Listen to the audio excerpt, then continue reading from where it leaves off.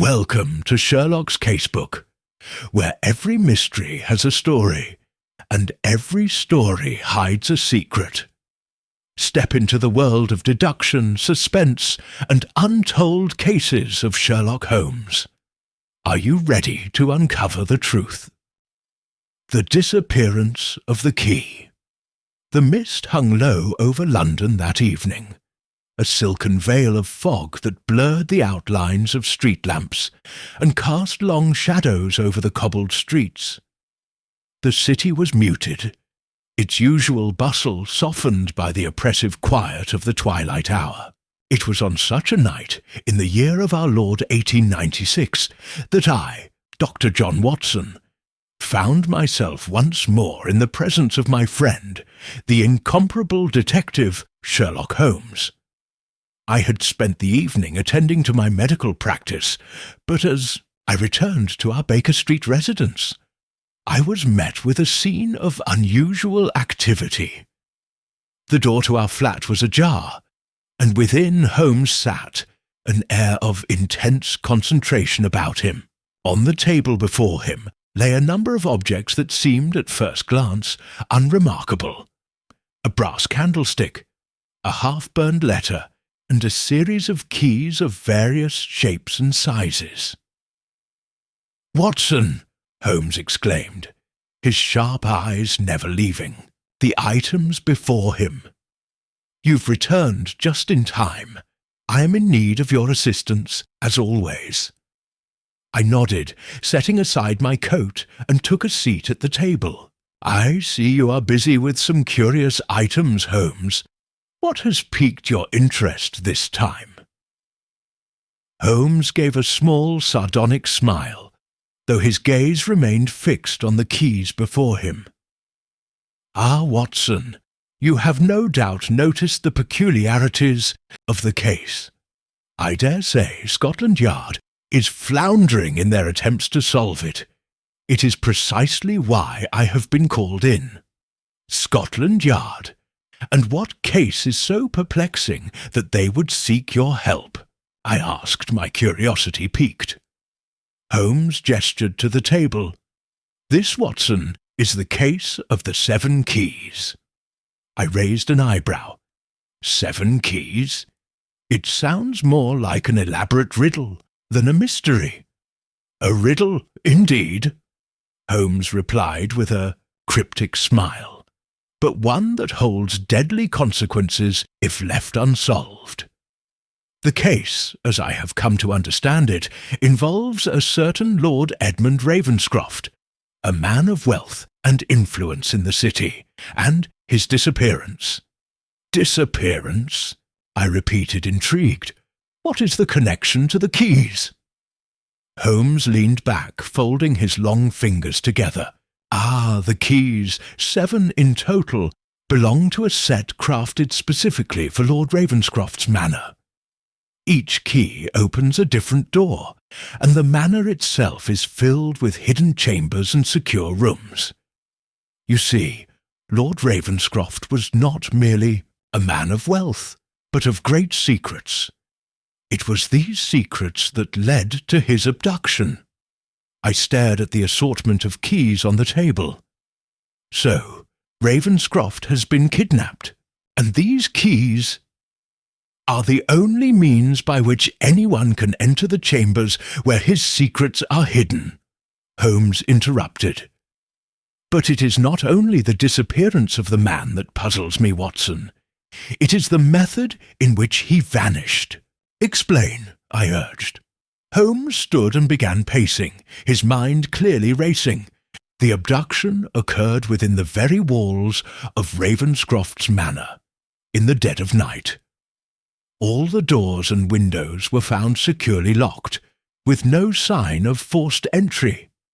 The servants claimed to have heard nothing unusual, and yet, when they entered Lord Ravenscroft's study in the morning, he was gone. The only clue left behind was this. Holmes picked up a single key from the table, its brass surface gleaming in the dim light. This key, Watson, was found in Ravenscroft's study, but not in any of the obvious places.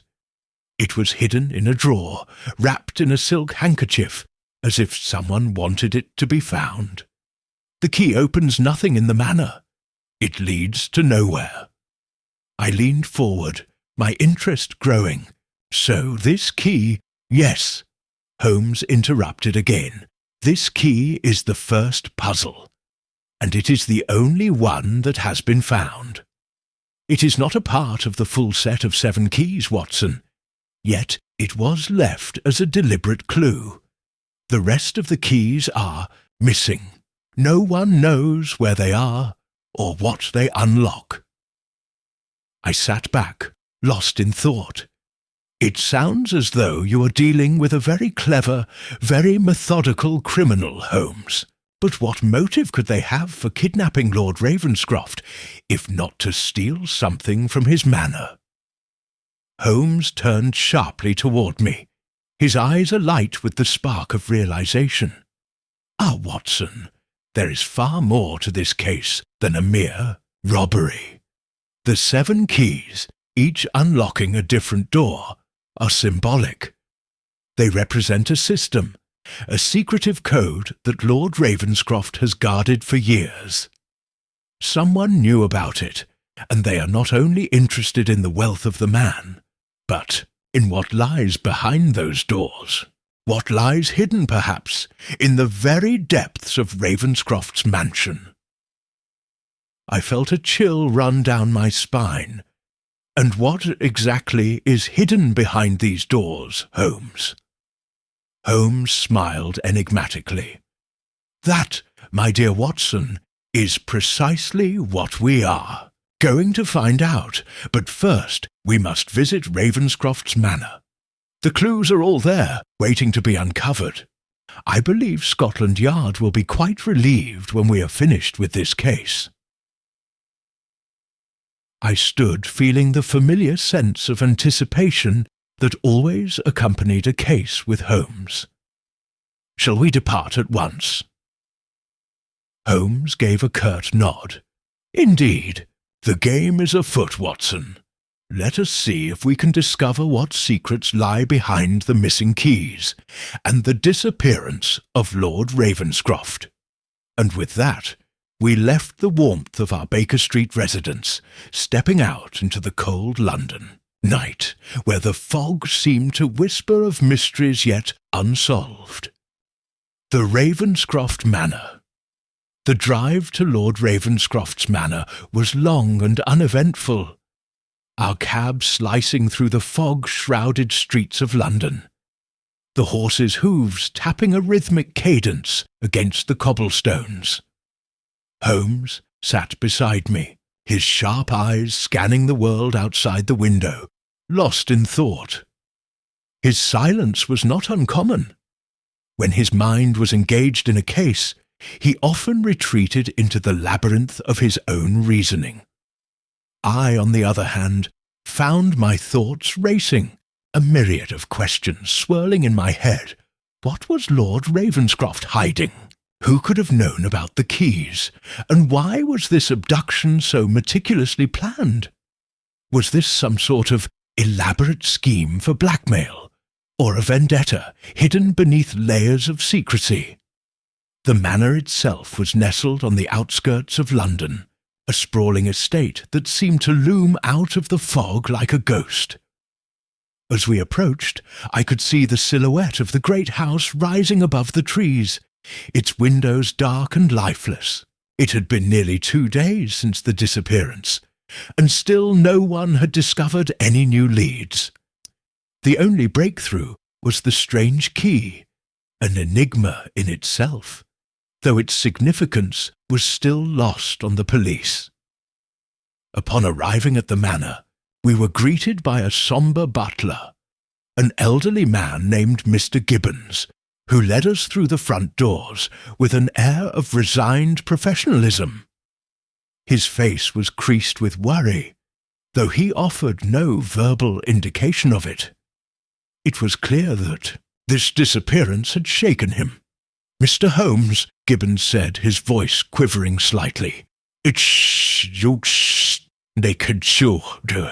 I must apologize, but I cannot offer you much more than what Scotland Yard has already uncovered. The house was sealed when Lord Ravenscroft disappeared, and no one has entered or exited without our knowledge." Holmes gave a curt nod, his eyes never leaving the butler's face. "We shall see, Mr. Gibbons. Please lead the way to Lord Ravenscroft's study." As we walked through the long, dimly lit corridors, I noticed the fine details of the manor, the towering portraits that seemed to watch us as we passed, the faint scent of old wood and leather, the heavy silence that hung in the air like a thick blanket. The very atmosphere of the place seemed to conceal secrets. I could not help but feel that Ravenscroft's disappearance was merely a symptom of something far larger, something we had yet to grasp. We arrived at the study door, and Gibbons motioned for us to enter. Inside, the room was bathed in the weak light of a dying fire, the hearth crackling softly, as if unaware of the tension in the air. There, at the centre of the room, lay a large mahogany desk, cluttered with papers and books, as though the lord had left in haste. Holmes moved immediately to the desk, his fingers brushing over the objects with a care that bordered on reverence. His eyes flicked over each item: papers, an ink bottle, a silver letter opener, before turning to me. There's... Watson, do you notice anything unusual?" I glanced over the desk, but nothing stood out as particularly strange. The room was tidy, albeit slightly disordered, and the atmosphere felt heavy with the weight of Lord Ravenscroft's absence. "I see nothing that seems particularly out of place. Is there something I should be looking for?" Holmes gave a slight shake of his head, his lips curling into a small, knowing smile. "Ah, Watson, you are ever the practical man. This desk has not been touched since the night Ravenscroft disappeared. But look here." He pointed to a small drawer at the far end of the desk. It was slightly ajar, though no one had remarked on it before. Holmes reached forward and pulled it open, his face expressionless as he carefully sifted through the contents. After a moment, he pulled out a small, intricately carved box. It was no larger than a pocket watch, its surface covered in delicate engravings that shimmered faintly under the light. "Now, this, Watson, is curious," Holmes murmured, inspecting the box with great interest. This was clearly hidden, and yet no one thought to check here. He held it out for me to see, and I took it in my hands, noticing the weight of it, the distinct feeling of something valuable, yet fragile. "What is it?" I asked, turning it over, but finding no markings or obvious clues. "It is not the box that interests me, Watson," Holmes replied, his voice quiet but intense. "It is what is inside it." He gently pried open the top, revealing a small, neatly folded piece of parchment. Holmes unfolded the paper carefully, his eyes scanning the contents with a rapid intensity that only he could maintain. "Written in Lord Ravenscroft's hand," Holmes murmured. "A letter of some kind. But to whom, I wonder?" He passed it to me, and I read the message aloud. "To whoever finds this, I am in grave danger. My secrets are being sought after by those who would stop at nothing to uncover them. The 7 keys are the only protection I have left. If you have found this, you may still be able to prevent the worst from happening. Be careful, for they are watching."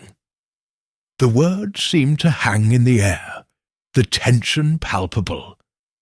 My heart quickened. Who could be after such secrets, Holmes? And what does this have to do with the keys?" Holmes stood silent for a long moment, his eyes narrowing as he pondered the letter's implications. "That is the question, Watson," he said, his voice taking on an edge of certainty. "But I believe we are closer to the heart of this mystery than ever before. The keys are not just a means of entry. They are a safeguard, a protection for something much larger than Lord Ravenscroft's wealth, something far more dangerous." I felt the weight of his words, and the air in the room seemed to grow even heavier with the realization that this case had become far more intricate than we could have imagined. "What do you suggest we do next?" I asked. Holmes turned toward the window, his figure illuminated by the dying embers of the fire. "We must uncover who else knew about these keys and why they are so desperately sought after. And Watson, we must be prepared for more than just an abduction." The mystery had deepened, and with it our path forward was uncertain. But one thing was clear: the 7 keys were not merely a key to a door, they were a key to something far more perilous. The first key. The events of that evening hung heavy in my mind as we departed from Ravenscroft Manor. Holmes had barely uttered a word during the carriage ride back, his eyes distant, as though lost in the labyrinth of his thoughts. The letter we had found in the hidden box, Lord Ravenscroft's cryptic warning, had only deepened the enigma. What were these secrets that the Lord was so desperate to protect? And who exactly had the audacity to abduct him and leave a trail of half-answers behind? As the mist-clad streets of London passed by in a blur, I watched Holmes closely.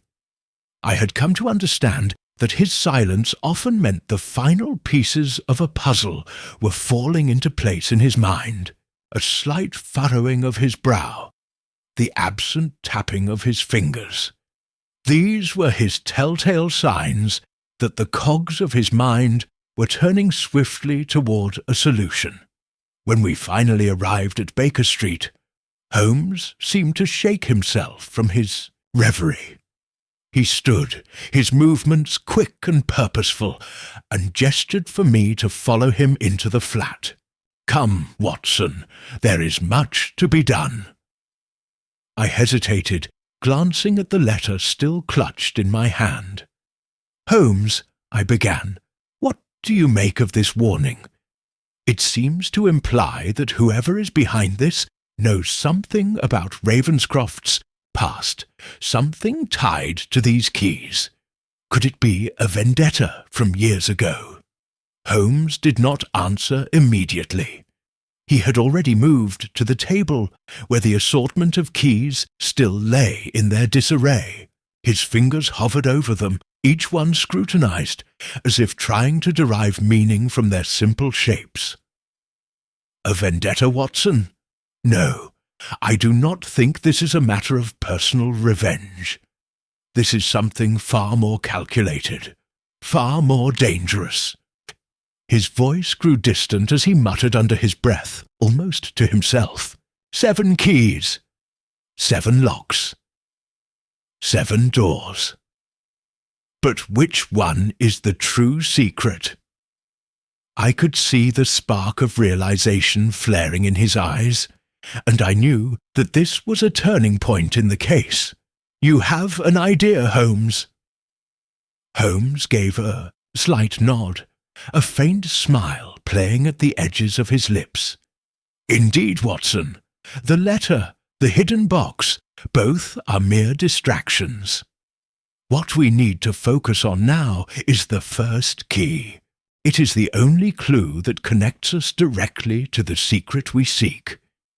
It was deliberately left behind, and I believe it is more important than we first assumed." I leaned forward, intrigued. "But it opens nothing in the manor, Holmes. What could it possibly unlock? Ide. Holmes raised a finger, as though the answer was already clear to him. The key opens nothing within the manor itself. But perhaps that is precisely the point, Watson. Perhaps it opens something outside of it, something far more elusive. I was about to ask what he meant when there was a knock at the door. Before I could move, Holmes had already opened it, and in stepped Inspector Lestrade, his face flushed and worn with fatigue. "Holmes, Watson!" Lestrade greeted us, his usual air of brusque professionalism softened by a palpable sense of frustration. "I've come straight from Ravenscroft Manor. There's been a development." Holmes raised an eyebrow. "A development, Lestrade? In the case of the missing lord, I presume?" Lestrade nodded, stepping further into the room. "Yes, and I must say, we are none the wiser. The manor is secure, but the more we investigate, the more questions arise. We've found something, though. Something I believe you'll be interested in." Holmes's eyes gleamed. "What is it?" Lestrade pulled a small, neatly wrapped parcel from his coat pocket and placed it on the table. This was discovered in the gardens near Ravenscroft's study. It was buried, partially hidden under some loose earth. "I don't think it's anything ordinary, Holmes. Here, take a look for yourself." Holmes unfolded the parcel with practised hands, revealing a small, ornate box. It was identical in size to the one we had found in the study, though this one seemed older, its surface worn with time. The craftsmanship was fine, and the box felt heavy in Holmes's hands as he examined it closely. "Another box?" I asked, my voice tinged with confusion. "Not just any box," Holmes replied, his gaze fixed on the intricate engravings that adorned its surface. "This is part of the puzzle, Watson. It is related to the first key. It is the second part of the mystery that Ravenscroft was hiding." Lestrade looked at us both, baffled. "What are you talking about, Holmes? I don't see the connection.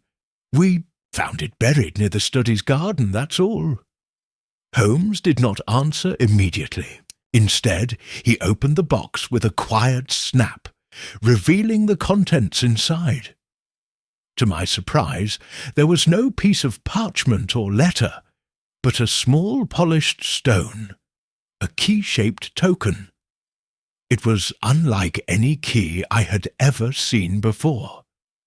The surface of the stone was carved with strange symbols, faint and intricate, that seemed to glow faintly in the dim light. I could see the realization dawn on Holmes's face as he turned the stone over in his hands. "Ah," he murmured, almost to himself. "This, Watson, is no ordinary key. It is a message, a code, if you will." Lestrade stepped closer, his eyes widening as he observed the strange object. "What do you mean, Holmes?" Holmes placed the stone carefully on the table, his gaze fixed upon it as if it were a puzzle waiting to be solved. The first key was a diversion, a clue to lead us here.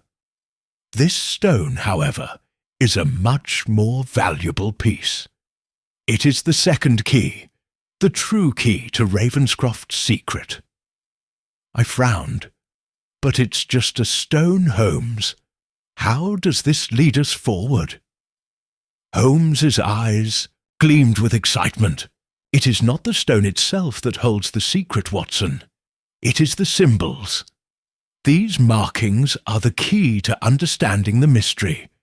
They are a cipher, a language that will unlock the final piece of Ravenscroft's hidden past." I was stunned. A cipher?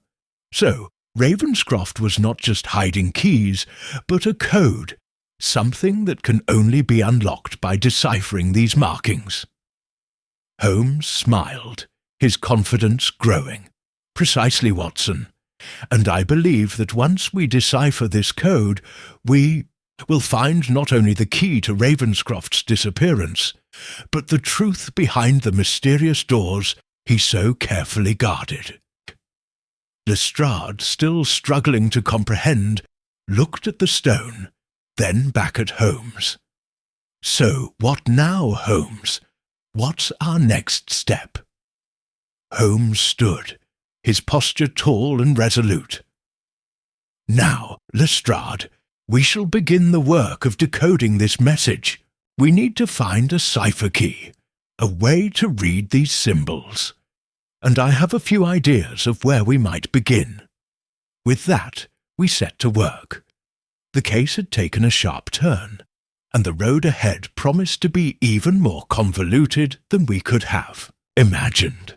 The stone was the first real clue that could unlock the door to Lord Ravenscroft's secret, and we were determined to follow the trail wherever it might lead. As I watched Holmes begin his meticulous analysis, I couldn't help but wonder, what had Ravenscroft hidden so well that he had to go to such lengths to protect it? And how far would we have to go to uncover the truth? The cipher's secrets. The hours drifted by in Baker Street as Holmes, Lestrade, and I huddled around the small, polished stone, the strange symbols glistening under the gaslight. Holmes had placed it upon a sheet of clean parchment, the rest of the table cluttered with books, papers, and tools. It was a scene I had grown accustomed to, the focused frenzy that accompanied Holmes when a breakthrough beckoned, even if the breakthrough was shrouded in uncertainty. Holmes sat motionless, his piercing gaze locked onto the markings, his brow furrowed in deep concentration. The silence in the room was broken only by the occasional rustling of paper as he searched through volumes of ancient ciphers and languages. Lestrade paced anxiously at the edge of the room, the detective's nerves palpable, though he tried to maintain an air of calm. "Holmes!" Lestrade broke the silence after what seemed an eternity. This stone, what is its significance? You said it's a cipher, but what does it mean? Can we not just break it open and be done with it?" Holmes's sharp eyes flicked toward Lestrade, his expression a mixture of both patience and slight amusement. "Lestrade, if life were as simple as breaking things open, there would be little for a detective to do, wouldn't there?" His voice carried a cool detachment, yet there was an edge of respect for the inspector's frustration.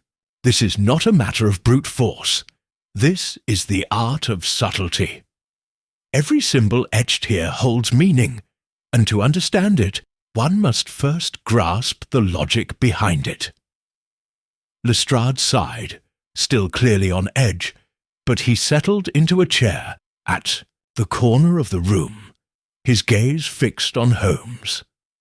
I could see that Lestrade's trust in Holmes's methods was beginning to outweigh his impatience, even if the process was agonizingly slow. For my part, I found myself equally enthralled by the riddle that lay before us. This stone, with its cryptic symbols, was more than a mere trinket. It was, as Holmes had suggested, the gateway to a much larger puzzle. Holmes stood abruptly, his chair scraping the floor as he moved toward his collection of books. He returned, moments later, with a dusty volume, its leather cover cracked from years of use. "Ah, Watson, this will do," Holmes said, his tone exultant. "The Book of Ciphers from the late 18th century, written by Sir Alistair Graves. I have no doubt this is where we shall find the key to understanding these markings." I could sense the shift in the air. The case had entered a new phase. It was no longer just about the physical keys or Lord Ravenscroft's disappearance. It was about something deeper, something historical, and perhaps even something dangerous. The stone was only the first layer of the mystery, and the rest of the puzzle was carefully concealed beneath it. Holmes began to flip through the pages with methodical precision. He muttered to himself, scanning the rows of codes and symbols in the ancient book. "Yes, here we are," he said, almost as though speaking to the symbols themselves. The cipher of the 7 doors. A most elusive code, often used in secret societies and clandestine organizations. It was designed to protect knowledge so valuable that only those with the key, literally and figuratively, could access it. Lestrade stepped forward, his brow knitted in confusion. 7 doors? What does that mean? And how does it relate to Ravenscroft? Holmes held up a hand, a signal for patience. The 7 doors are metaphorical, Lestrade, each one representing a barrier of knowledge. The key, this stone, will lead us through each one. But it is not the number of doors that is important. It is the understanding that there are layers to what we are dealing with. Lord Ravenscroft did not just possess the keys to his manor. He possessed the keys to something far more complex, something hidden, something powerful. The weight of Holmes's words settled heavily in the room. I turned my attention back to the stone, as if by some miracle I might suddenly comprehend the symbols that had baffled us all.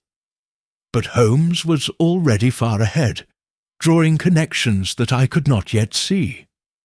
I watched him as he sketched a quick diagram on the parchment, matching the markings from the stone to the cipher in the book. The process was slow, agonizingly slow, but with each line, each match, the mystery unfolded bit by bit. It became clear that the symbols were part of an ancient language, a code that had been used for centuries to protect sacred or forbidden knowledge. But the connection to Ravenscroft, to the missing keys, to the very core of this case, remained frustratingly elusive. "Holmes," I ventured, my voice breaking the tension that had settled upon us. "Do you believe that Ravenscroft is hiding something more than just wealth? Could it be something more dangerous? What if this knowledge has already been taken from him?" Holmes paused, his fingers hovering over the diagram he had created, his eyes narrowed. "That is the most pressing question, Watson. What if Ravenscroft was not simply trying to safeguard his life, but something far more valuable? Something that others were willing to kill for?" The thought sent a chill down my spine. The implications of such a discovery were staggering, but before I could voice my concerns, Holmes had already moved on, his focus shifting once more to the cipher. "Lestrade, I need you to go to Ravenscroft Manor once again. There is a room within that house, the library, where we may find further clues. I suspect that Ravenscroft hid something there, something related to the code, something he believed would be found only by those he trusted." Lestrade, now fully caught up in the excitement of the case, nodded. "You want me to go back to the manor? But what should I be looking for, Holmes?" Holmes looked up from his notes, a glint of triumph in his eyes. "Books, Lestrade. Old books, specifically any volumes related to the occult or forbidden knowledge. We will find the missing piece there." Lestrade wasted no time in leaving Baker Street, his determination clear. The sound of the door closing behind him echoed through the flat, leaving Holmes and I alone with the puzzle at hand. The clock on the mantelpiece ticked relentlessly, each second passing in silence as Holmes continued his work. As the hours wore on, it became evident that Holmes had made a significant breakthrough. He had deciphered part of the code. The symbols, once inscrutable, now formed coherent words and phrases. "The 7 keys are not just keys, Watson," Holmes said, his voice steady with realization. "They are a map to a place, and perhaps to a treasure, or a secret so dangerous that it must never be revealed." I leaned in closer, my curiosity piqued. "A treasure, Holmes? What kind of treasure?" Holmes turned to me, his eyes alight with excitement. "That, Watson, is what we will soon find out. But we must be cautious. Whoever is behind this, whoever is seeking these keys, will stop at nothing to ensure their secret remains buried." I could feel the weight of his words, the foreboding sense that the deeper we delved into this mystery, the more perilous our path would become. Yet I also felt a sense of excitement, the thrill of the chase pulling me forward. There was more to this case than we had yet uncovered, and the answers were just within reach. As Holmes worked tirelessly, deciphering more symbols, I could not help but wonder, what exactly had Lord Ravenscroft discovered, and how far would we have to go to stop those who would stop at nothing to claim it? The library's secrets, the foo, next morning dawned cold and grey, as if the very sky understood the weight of the mystery we were tangled in. Holmes had not slept a wink. His mind, relentless and razor-sharp, had been consumed by the cipher, the symbols, and the cryptic message hidden within Ravenscroft's stone. The world around him seemed a distant concern. Only the puzzle mattered now. As I made my way downstairs to fetch some breakfast, I found Holmes already seated at the table, his hands moving with practiced precision as he worked through a stack of notes. His eyes were bright with the fire of a mind unburdened by fatigue, and though his physical form appeared weary, his intellect was as sharp as ever. "Watson," he said without looking up from the papers strewn before him, "it seems I have made another breakthrough." I paused, intrigued. "Another one, Holmes? Surely there is little more to uncover from that stone." Holmes looked up, his eyes gleaming with that unmistakable intensity. "Not from the stone, no, but the code, the cipher, is far more intricate than we imagined. It has multiple layers, Watson, each leading us closer to the truth. And the truth, I am afraid, is far darker than we initially presumed." I felt a twinge of unease. "Darker? In what way?" Holmes leaned back in his chair, his gaze distant. I believe Ravenscroft was not merely protecting a physical treasure. He was guarding a secret, something so powerful that it could change the very balance of society itself. And I have reason to believe that he was not the only one to discover this secret. Others are after it, Watson, and I fear that they are already on our trail." The implications of his words struck me with the force of a thunderclap. What could be so important, so dangerous, that it warranted such extreme measures? What had Ravenscroft uncovered that made him a target? I had no answers, but the sense of foreboding was palpable. Holmes stood up abruptly, shaking off his reverie. "But we cannot sit idly by, Watson. Lestrade has gone to Ravenscroft Manor, but it is vital that we reach him before it is too late. We must retrieve whatever it is Ravenscroft left behind, before those with far more sinister intentions can claim it. Without another word, we left the flat, stepping into the cool London air. The streets were bustling as usual, the fog clinging to the cobblestones like a shroud.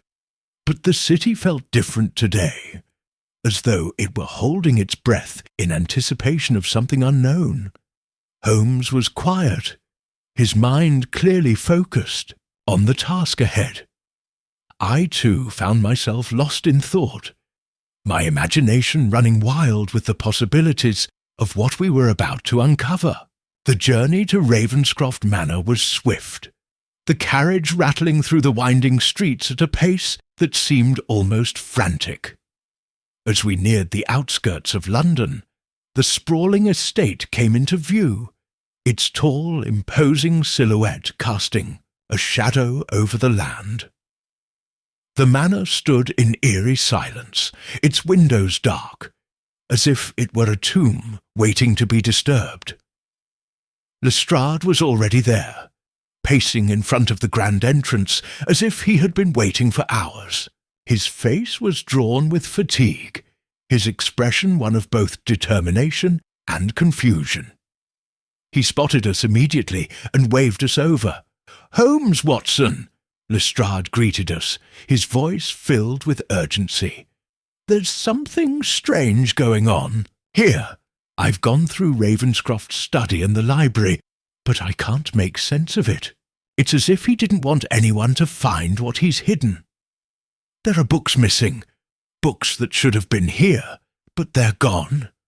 And the whole place has a strange feel to it, like it's been disturbed." Holmes raised an eyebrow, his interest piqued. "Books missing? That is most telling, Lestrade. Ravenscroft did not just hide objects, he hid information. We must find out what was taken, and why." Lestrade nodded and led us into the manor. The cold air inside was thick with dust, and the silence seemed to echo through the cavernous hallways. We made our way to the library, the heart of Ravenscroft's intellectual domain. The room was vast, its walls lined with shelves upon shelves of leather-bound volumes. But it was immediately apparent that something was amiss. Several spaces on the shelves were conspicuously empty, and the few books that remained seemed hastily arranged. Holmes moved swiftly through the room, his eyes scanning every inch of the space, taking in every detail. "Ravenscroft was meticulous, Watson," he said, his voice soft but sure. "He would not have allowed such disorder. Someone has been here before us, and I suspect they were searching for something in particular." Lestrade looked over at Holmes, his brow furrowed. But what? What could he have hidden that was so valuable? Holmes paused, his gaze fixed on one of the remaining bookshelves. He approached it with deliberate steps and reached for a volume near the end of the row. The book was a heavy, leather-bound tome, its title faded with age. He opened it, flipping through the pages until he found a specific section, his finger tracing the words as he read silently. I moved closer, my curiosity getting the better of me. "What is it, Holmes?" Holmes did not answer at first. His eyes narrowed, his finger tapping on the page with a sense of realization. "This, Watson, is the key. This book was the one the thief was after. It contains the missing information, the final piece of the cipher." Lestrade took a step forward. "So what now? What does it tell us?" Holmes glanced up at him, his expression hardening with newfound resolve. "It tells us that Ravenscroft was indeed hiding something more dangerous than we imagined. This book contains the final instructions for unlocking the secret. But we must hurry. Whoever took the books, whoever else knows about this cipher, will stop at nothing to prevent us from getting our hands on it. I looked at the book, and in Holmes's hands, the weight of the moment settling over me. The stakes had never been higher. We were no longer just solving a case of a missing man. We were racing against an unseen enemy, one that would stop at nothing to ensure that the secret of the 7 keys remained buried. Holmes closed the book with a snap and tucked it under his arm. "Lestrade, I need you to secure the manor. If we are to continue this investigation, we must ensure that no one else enters or leaves the grounds without our knowledge." Lestrade nodded and moved quickly to the door. "I'll see to it, Holmes. You can count on me." Holmes and I remained in the library, the quiet of the room pressing in on us. "Watson," Holmes said, his voice calm yet urgent. "We have what we need, but the road ahead is fraught with danger. Ravenscroft's secret is more than just a mystery. It is a weapon. And I have no doubt that we will soon find ourselves facing the very people who will stop at nothing to keep it from us." I swallowed hard, the weight of his words sinking in. "Then we must be prepared, Holmes, prepared for whatever comes next." Holmes nodded grimly. "Indeed, Watson, and we must not fail." As the minutes ticked by, I couldn't help but feel the invisible pressure of the case closing in around us. The 7 keys were more than just a series of locks. They were the doorway to something far darker, and it was becoming ever clearer that the deeper we ventured, the more perilous our journey would become.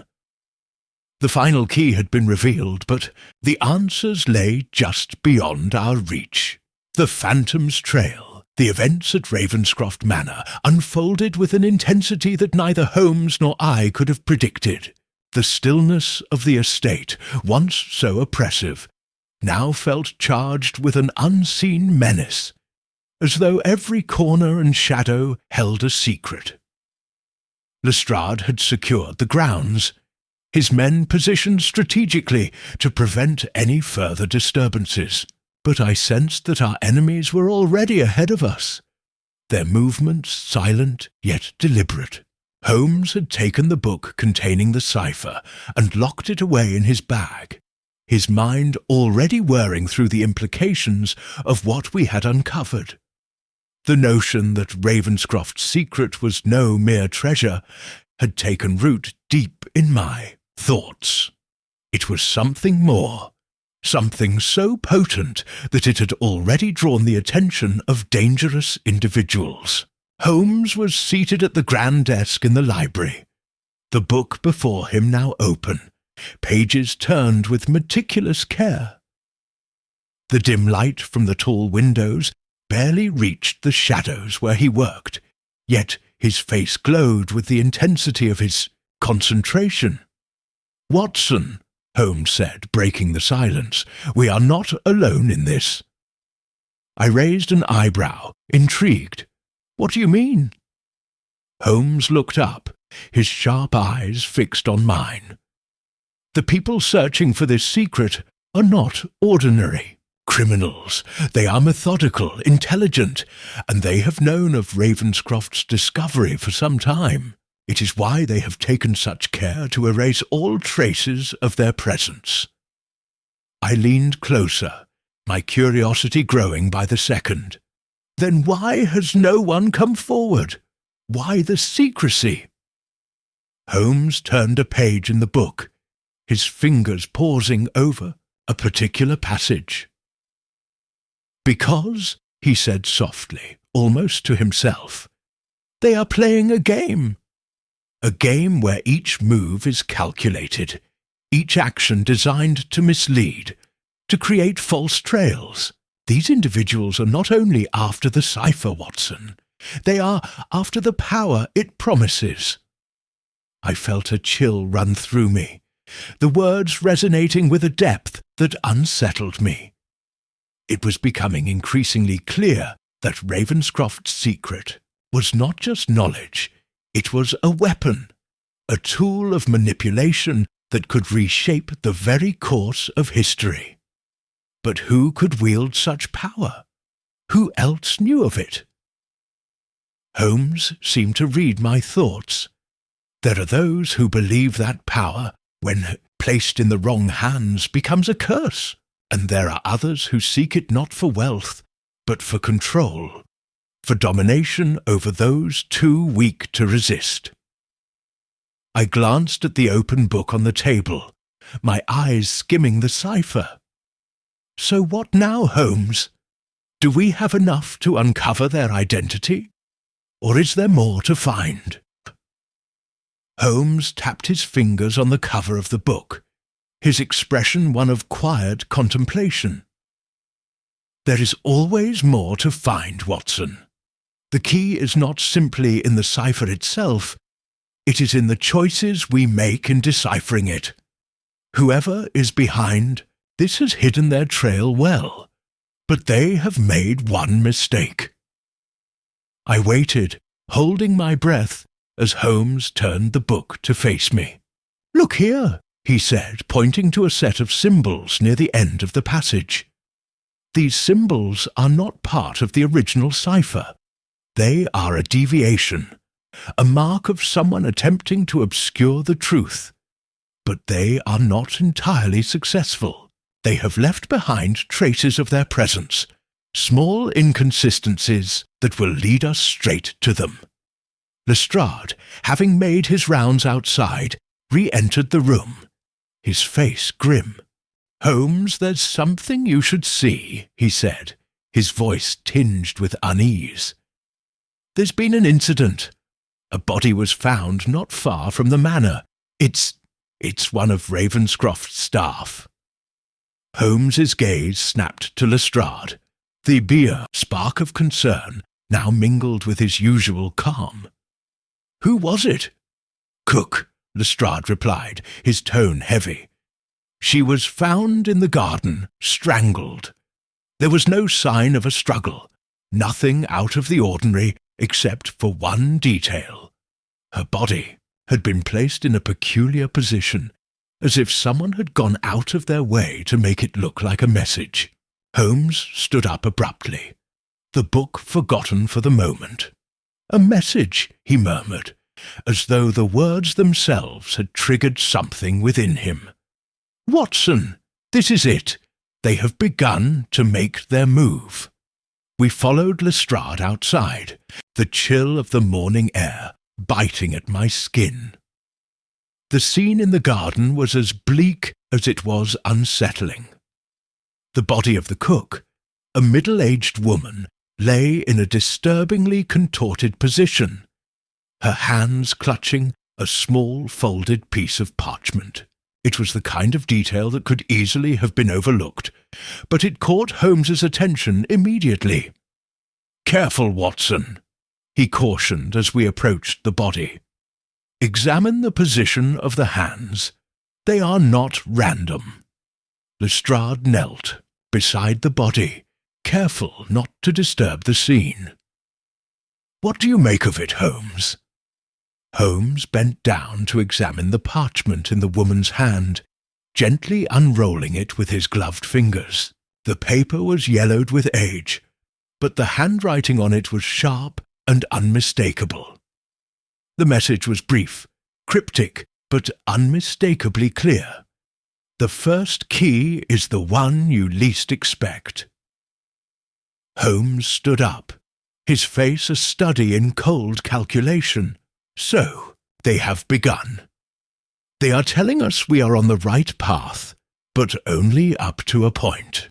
They want us to follow their trail, to play their game, but we will not be their pawns." Lestrade looked between Holmes and the body, clearly unsettled. "What does this mean?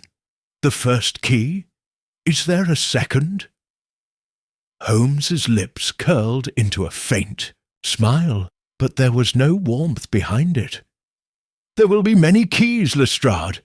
each one unlocking a piece of the puzzle. But the true key will be the one that opens everything.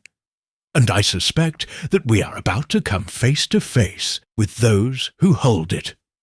The three of us stood in silence for a moment, each of us processing the gravity of what had just transpired. The killer had left a message for us, but in doing so, they had made a fatal error. They had revealed their presence, and Holmes was already 3 steps ahead. "I will not rest until we find them," Holmes said, his voice firm with resolve. "We are closing in on the heart of this mystery, Watson, and when we find the true culprit, all the shadows will fall away, and the truth will be revealed." I nodded, though a sense of unease settled within me. The game was no longer just a mystery to be solved. It was a dangerous, high-stakes pursuit, and we were caught firmly in its grip. As we made our way back to the manor, I could not shake the feeling that the forces arrayed against us were far more formidable than I had imagined. The first key had been revealed, but what lay beyond it? And who would be the next to fall victim to the deadly game that had begun? Holmes had already moved on, his mind racing through possibilities, but I could not escape the growing sense that we were about to confront something much darker than mere criminals. The cipher, the messages, the hidden keys, all of it pointed towards something far greater. But what was it? And how long would it take before we were all trapped in the web of those who sought to control the secrets of the 7 keys? The whispers of the past. The day that followed the discovery of the cook's body felt heavier, as if the very air around Ravenscroft Manor had thickened in response to the growing tension. I could sense that Holmes was far from satisfied with the evidence we had uncovered thus far. His sharp eyes, usually gleaming with a sense of purpose, were now clouded with the weight of the mystery pressing against him. Yet, as always, his mind never ceased to churn, sifting through the fragments of the puzzle with unyielding precision. We returned to the manor after a brief but necessary investigation of the surrounding area, looking for any sign that could reveal more about the killer's movements. Lestrade had taken charge of the official inquiry, coordinating with his men to comb the estate and the grounds for clues. Yet I could see that even he was beginning to lose his confidence, as if the case was slipping through his fingers faster than he could grasp it. Holmes, however, remained undeterred. By the time we returned to the library, the shadows outside had lengthened, stretching their fingers across the grand room like silent spectres. Holmes was already seated at the desk, again his eyes fixed on the open book before him, a faint frown tugging at the corner of his lips. The weight of the case had clearly not diminished, and his brow was furrowed in thought. I approached him, cautiously observing the furrowed lines of his face. "Holmes," I said softly, "what are we missing?" He looked up sharply, his gaze penetrating. "We are missing more than we think, Watson. We've been chasing the wrong threads. The cipher, those symbols, they are not the only puzzle. They are the map to something far greater, far older than we've yet realized." I couldn't help but feel a twinge of frustration. "You mean Ravenscroft's secret isn't just a cipher, then? It's something else?" Holmes stood and paced the room, the creak of his boots the only sound in the otherwise silent manor. "Exactly. What Ravenscroft found was not just a code, Watson. He discovered a history, a hidden chapter of this city's past, a past that certain individuals are willing to kill for." I watched him, intrigued but uncertain. "And this history," Does it have anything to do with the 7 keys?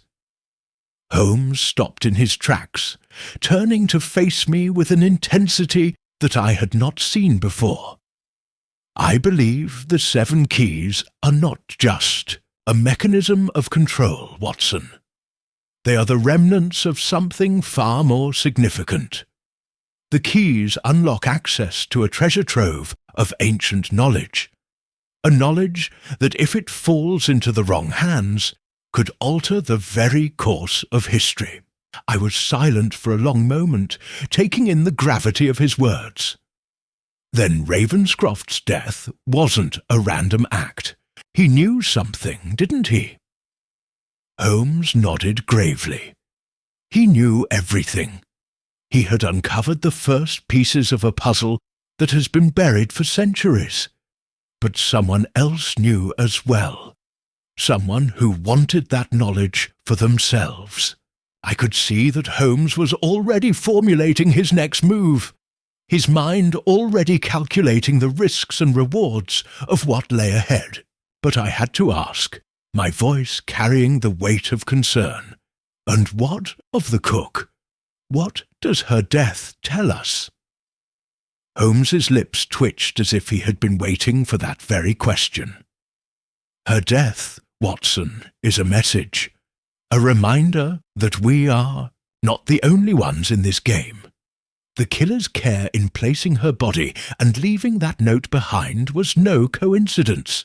They wanted us to know that we are being watched, that our every move is being monitored.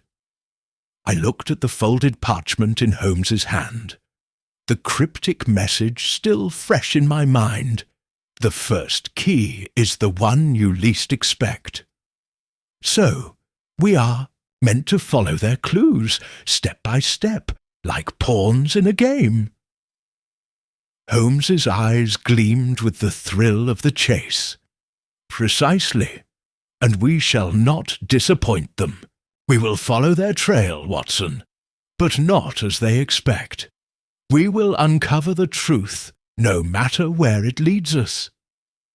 Lestrade had rejoined us in the library by then, his face tight with frustration.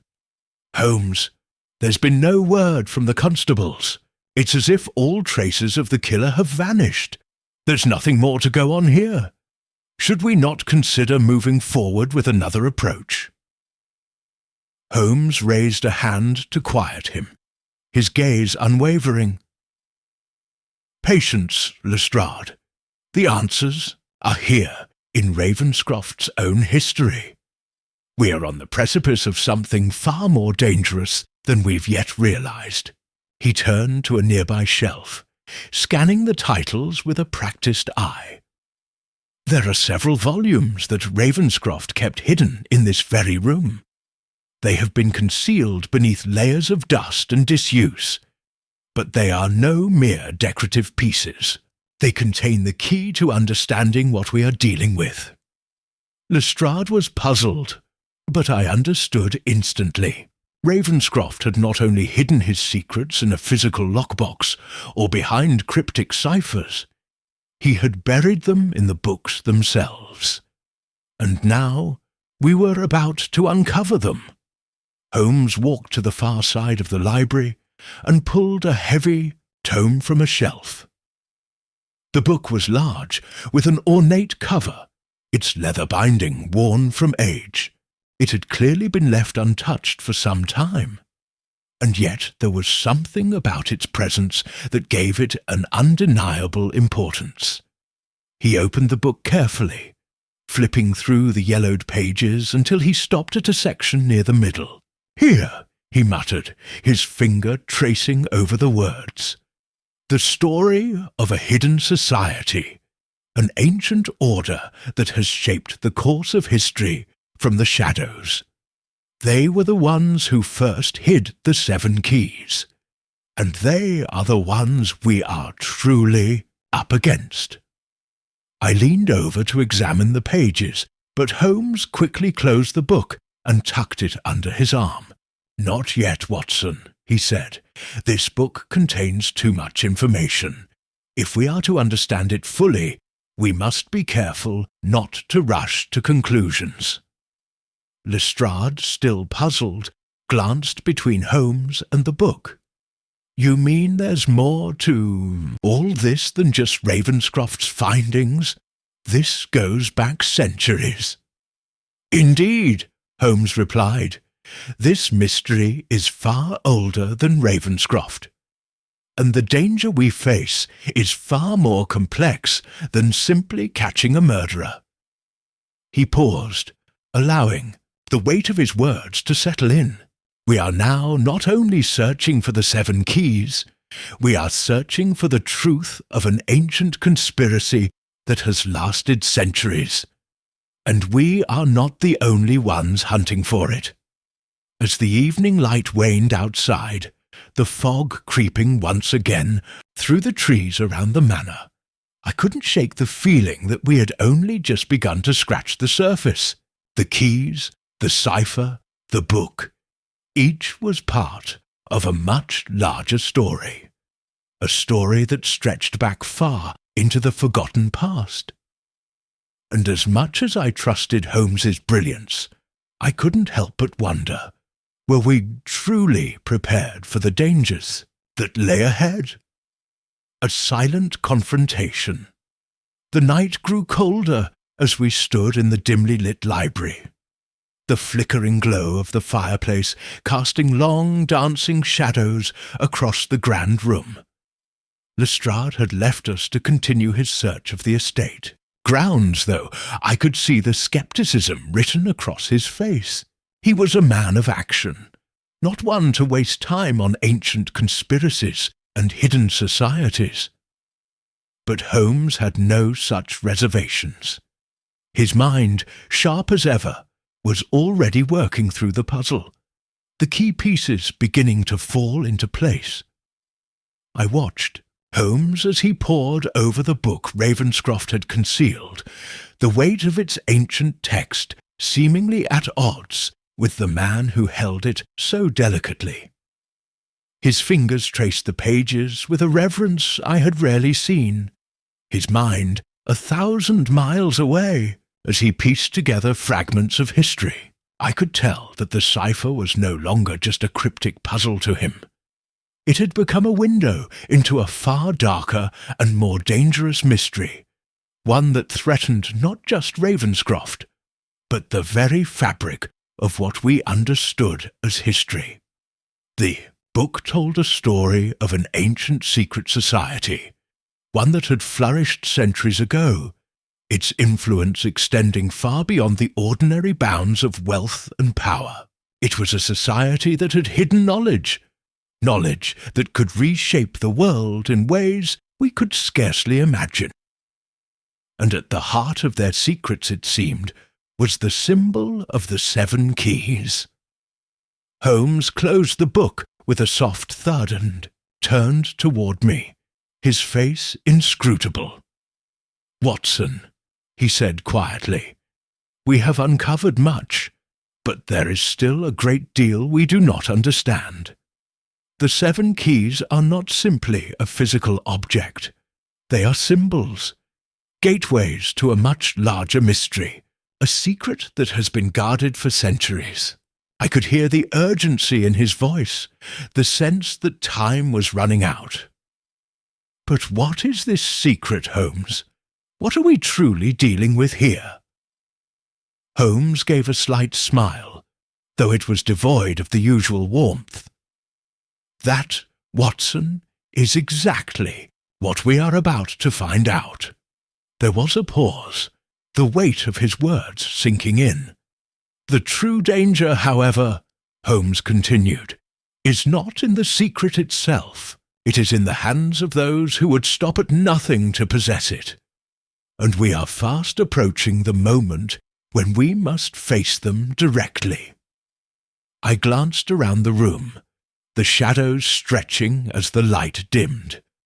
"Do you believe they are close, the ones after the keys?" "I know they are," Holmes replied sharply. "They have been watching us, Watson, waiting for the right moment to strike. And now, I fear, that moment is upon us. Lestrade returned to the library shortly after, his face pale. His usual bravado had been replaced with a tense wariness. "Holmes," he began, his voice tight with unease, "there's been another incident. One of the staff has gone missing, and there's something you need to see." Without another word, Holmes stood and made his way toward the door, his coat swirling around him like a dark cloud. I followed quickly, my heart pounding in my chest. We left the warmth of the manor behind, stepping into the biting cold of the night.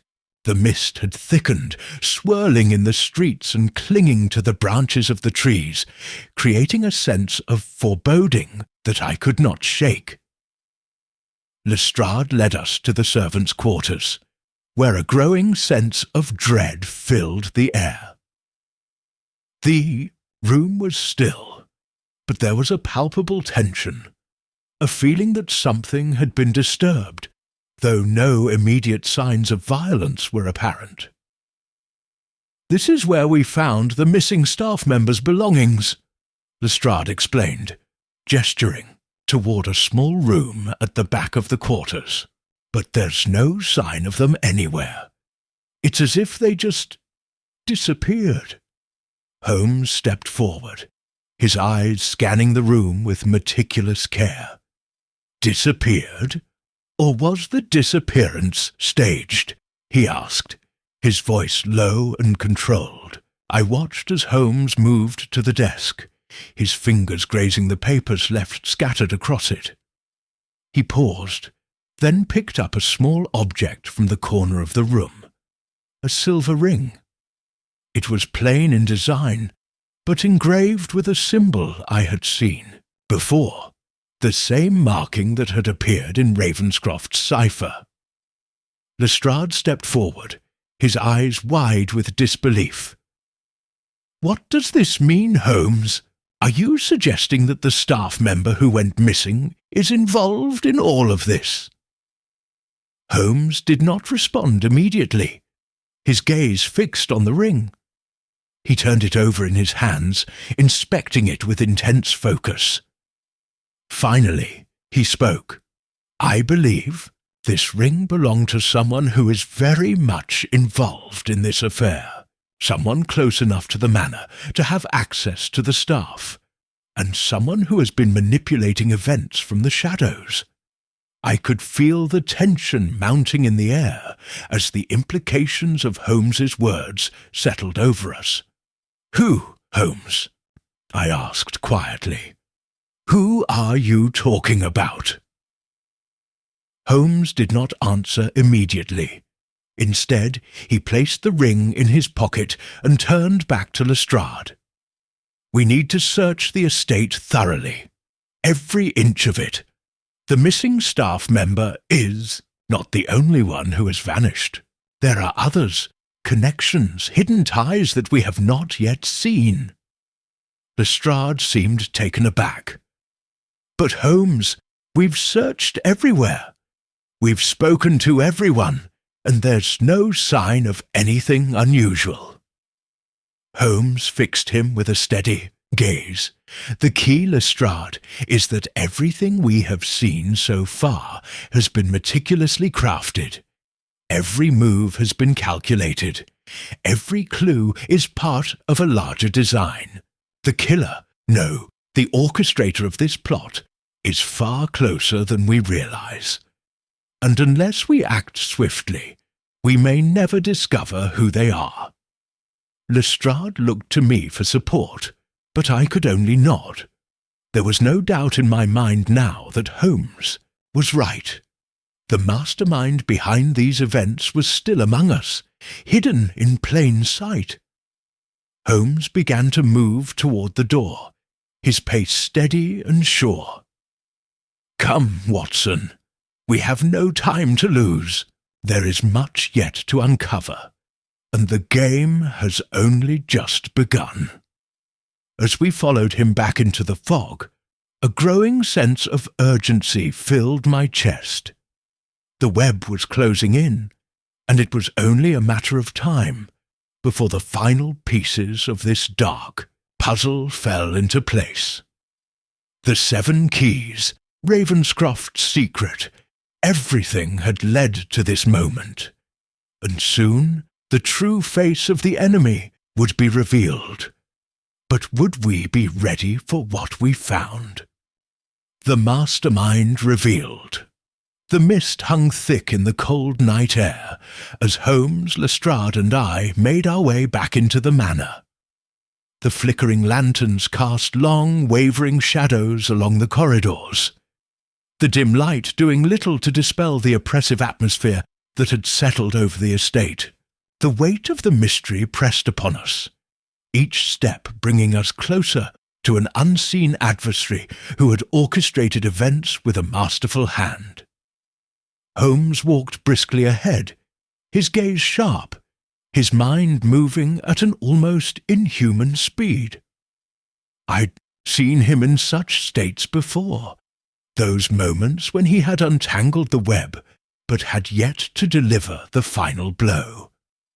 Lestrade and I followed in silence, aware that any question now would be premature. He led us to the study, where Lord Ravenscroft's cipher had first been discovered. The room felt different now. Perhaps it was the knowledge that someone had been moving unseen among us, manipulating events with calculated precision. Holmes strode to the bookshelf, running his fingers over the spines of the aged tomes. "There is one last piece missing," he muttered. "One final move before the game is won." Lestrade frowned. "Holmes, what exactly are we looking for?" Holmes turned to him, his expression unreadable. "Not what, Inspector? Who?" At that moment, a sound echoed from the hallway, a soft creak, almost imperceptible. Holmes held up a hand, silencing us instantly. He moved toward the door with measured steps, his keen ears trained on the still air. Then, in a flash of motion, he threw open the door. Standing in the corridor, half hidden in the shadows, was none other than Mr. Alistair Greaves, the manor's steward. Greaves did not startle. He did not attempt to flee. Instead, he straightened, his expression one of quiet resignation. The firelight illuminated his weathered features, his hands clasped before him in a manner almost reverential.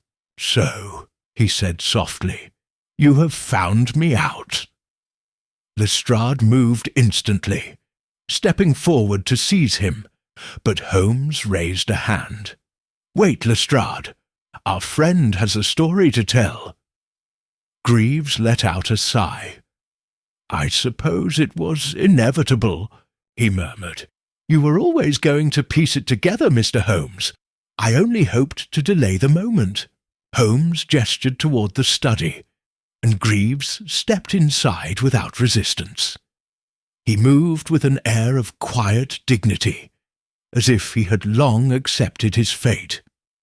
I could not help but feel a strange unease. There was no panic in his demeanour, no desperation, only calm. "You were the one who arranged the cipher," Holmes said, his tone even. "The one who lured Ravenscroft into the web of the 7 keys." Greaves gave a small nod. "Yes," Lestrade bristled. "And the missing staff? What have you done with them?" Greaves met his gaze without flinching. "They are safe, Inspector. I have not harmed them. I am not a murderer." Holmes studied him intently. "But you are a guardian, are you not? A keeper of a secret that has lasted centuries." A ghost of a smile passed over Greaves's lips. "You see more than most, Mr. Holmes." I exchanged a glance with Lestrade, my mind reeling. What exactly had we uncovered? Greaves exhaled slowly, his gaze distant. The 7 keys are not merely objects. They are a lineage, a society of knowledge passed through the generations, entrusted to those who swore to protect it. Lord Ravenscroft, he was not meant to be part of it. But he stumbled upon something he should not have, something that placed him in great danger. Holmes nodded, and you sought to protect him. Greaves hesitated, then shook his head. Not at first. At first I was under orders to ensure he never uncovered the truth. But in time, I saw his mind, his brilliance. He deserved to know. And so I gave him the cipher. Lestrade's patience wore thin. And now, what is your endgame, Greaves? Greaves turned to Holmes, ignoring the inspector. You already know, don't you, Mr. Holmes? Holmes met his gaze with quiet understanding.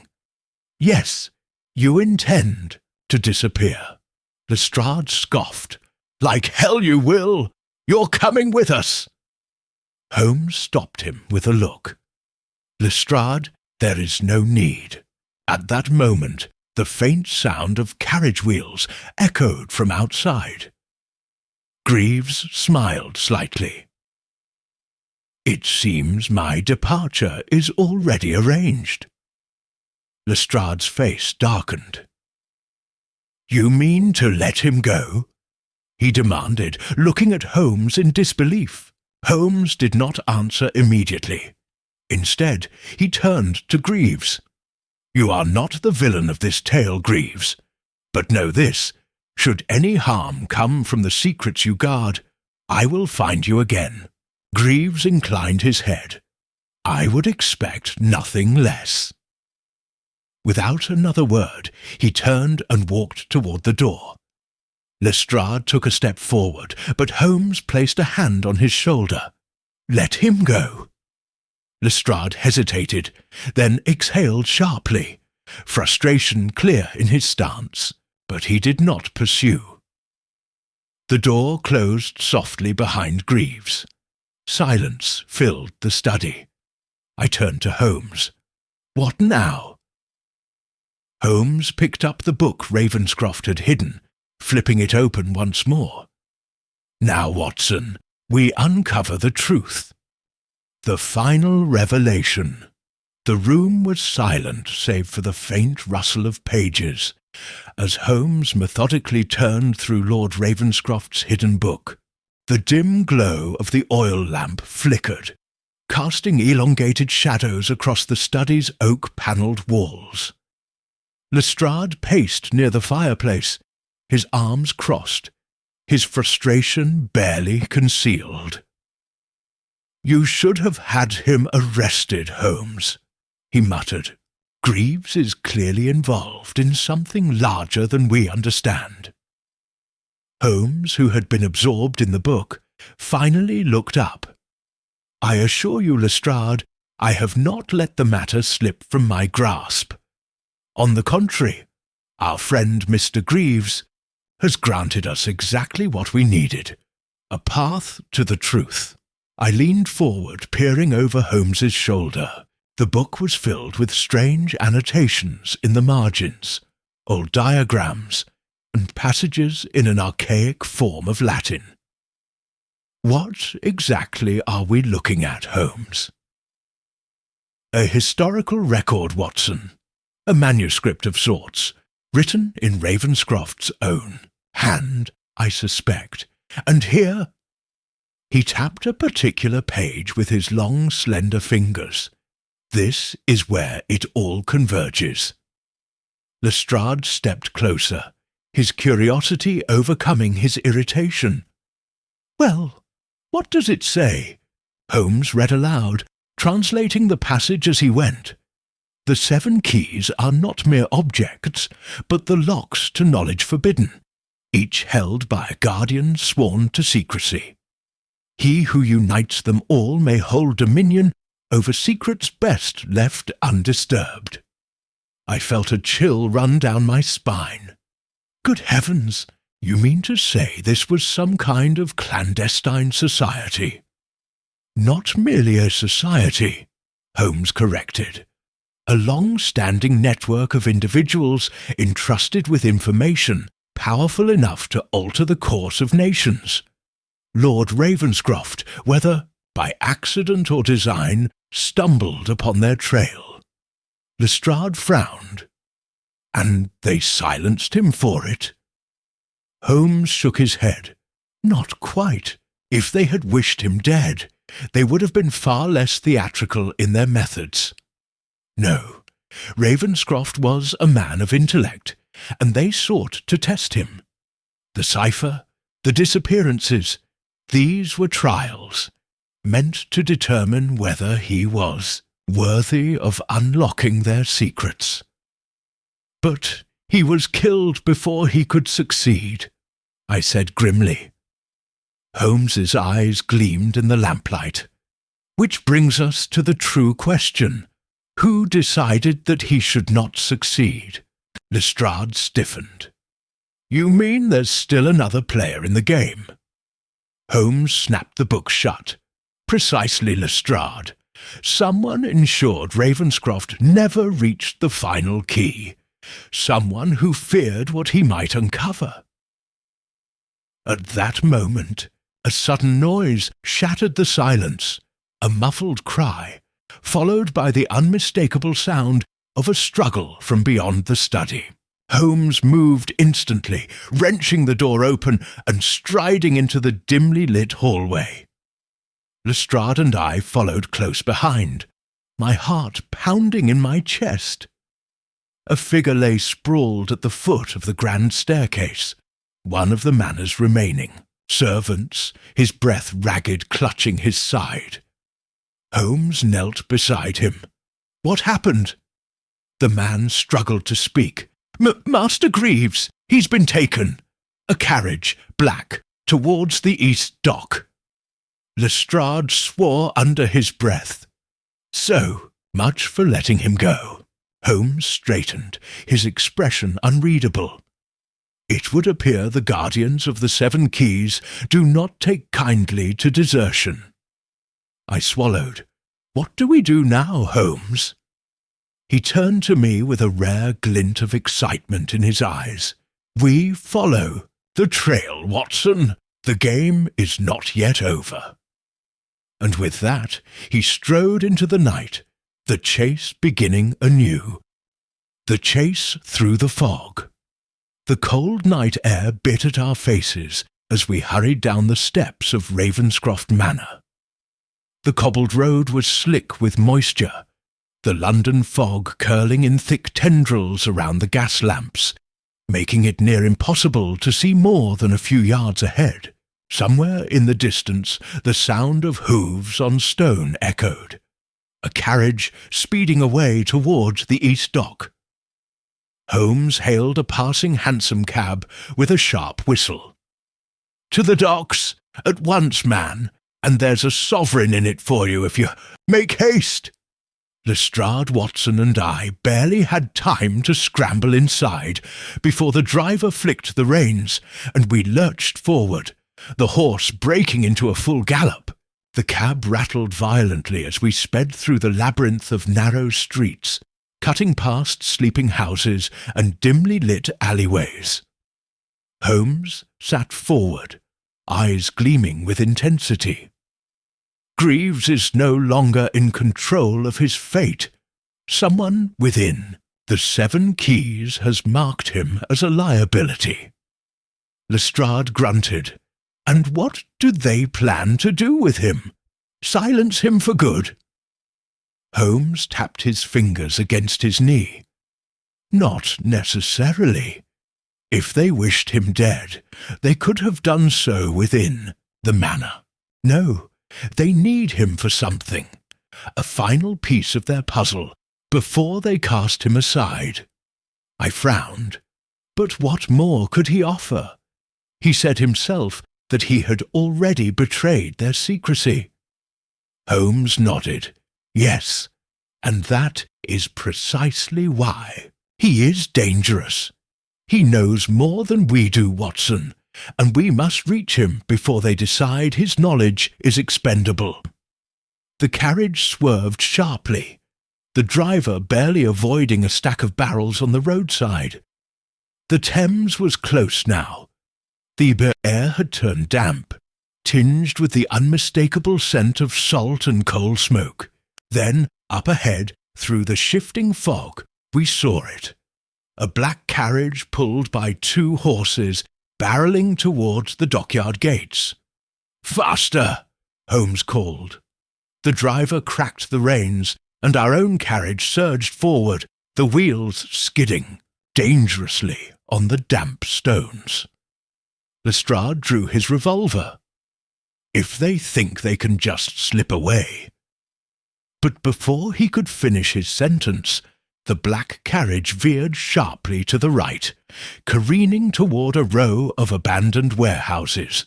It came to a shuddering halt, and we saw 2 dark figures leap down, dragging a struggling Greaves between them. "Out! Now!" Holmes barked. We threw open the carriage doors and leapt onto the street.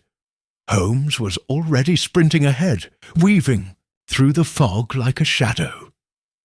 Lestrade and I followed, our footsteps echoing against the dockside pavement.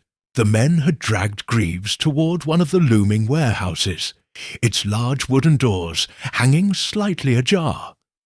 A faint light flickered from within.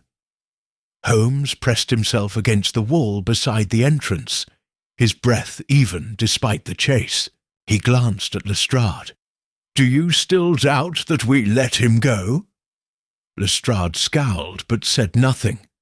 He cocked his revolver. "Ready when you are, Holmes." Holmes pushed open the door. The scene inside made us all freeze.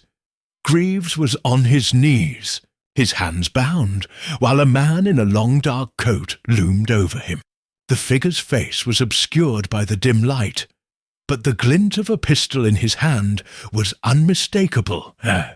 Around them, crates and papers were stacked haphazardly, some bearing strange, unmarked seals.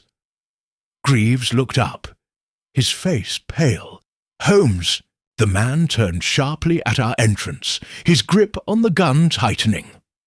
Holmes took a step forward, his voice eerily calm. "I would advise against rash actions, sir. You've already been careless enough." The man sneered. "You do not know what you are meddling with, Mr. Holmes." Holmes tilted his head. "On the contrary, I know exactly what I am meddling with." The tension in the air thickened. The final confrontation had begun.